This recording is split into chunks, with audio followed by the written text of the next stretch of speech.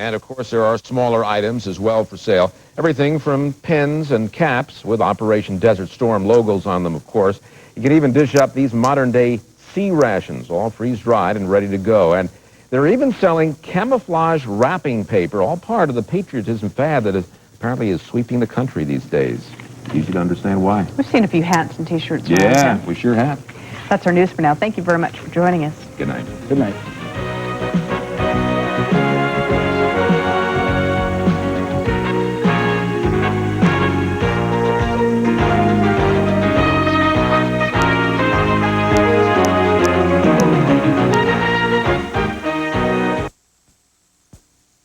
The Tonight Show starring Johnny Carson will be seen in its entirety exactly 5 minutes from now, following this NBC News special. From NBC News, America at War. Reporting from NBC News headquarters in New York, here is Garrett Utley.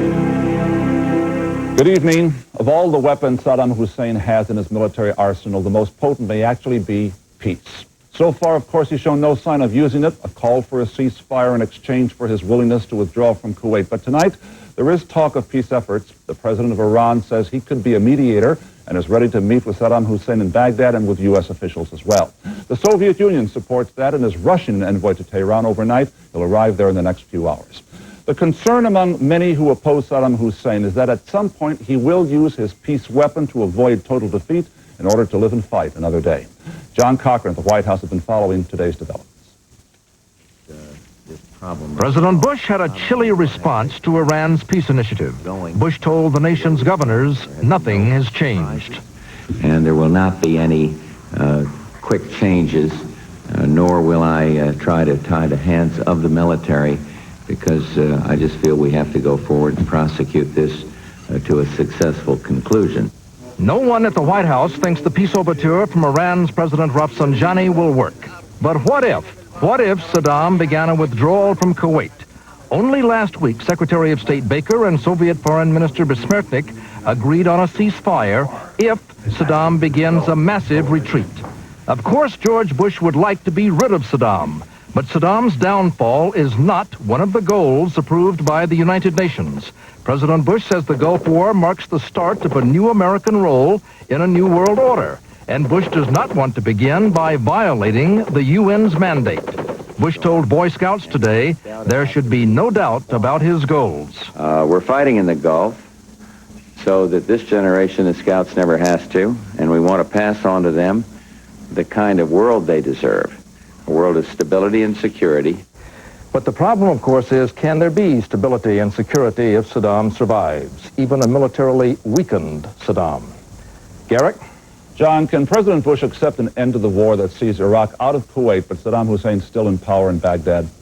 He can accept it. He won't like it, but he can accept it. A senior advisor to the president told me tonight, look, this would at least meet our minimum objectives without getting a lot more American boys killed.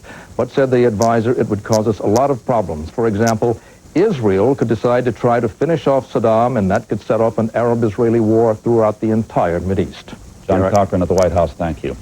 Now let's examine what could be going through Saddam Hussein's mind, his peace card, which he could play at any moment. Gary Sick, a specialist on Iraq and Iran, is with us this evening. Is Saddam Hussein prepared to play this card at some point, in your view? I think he may be. He has now lost his Air Force completely. He's lost his Navy, and he's in the process of losing his Army. I think he realizes that he has to do something to salvage what little bit there is left. He doesn't think he can win this war, of course. No, but I think he might try something that would at least give him the image of winning. Say, putting together an offensive, driving some forces south, so that when the moment of peace came, he would be on the offensive. He could say, I wasn't pulling back, I was moving ahead. He survives and is a hero. But if he does call for a ceasefire before a complete withdrawal from Kuwait, what happens to this alliance that's arraigned against him? Does it hold together or does it break apart? I think it starts to break apart. And I think that the sounds that we're hearing from the White House suggest that they understand that it would break apart also. That it couldn't stand up to, if a ceasefire is suddenly declared and Saddam says he's willing to do it, to keep prosecuting the war for another 2 weeks after that is going to be very hard. So if he uses this weapon or plays this peace card and the alliance is weakened, what does the United States do? I think the United States has to put the best face on it. Say, you know, we were after peace. If he does get out of Kuwait, fine, we'll settle for that. Though it's clear that the people in the White House would not be very happy about that. Is it clear in your mind what our ultimate goal is, to get him out of Kuwait or get rid of Saddam? To me, our war aims have been changing rather dramatically. We started out to defend Saudi Arabia, then we started out to get Saddam out of Kuwait, and lately, if you read the stuff carefully, what we're hearing is we've got to get Saddam out of Baghdad. All right, Gary Sick, thanks very much for being with us this evening. And of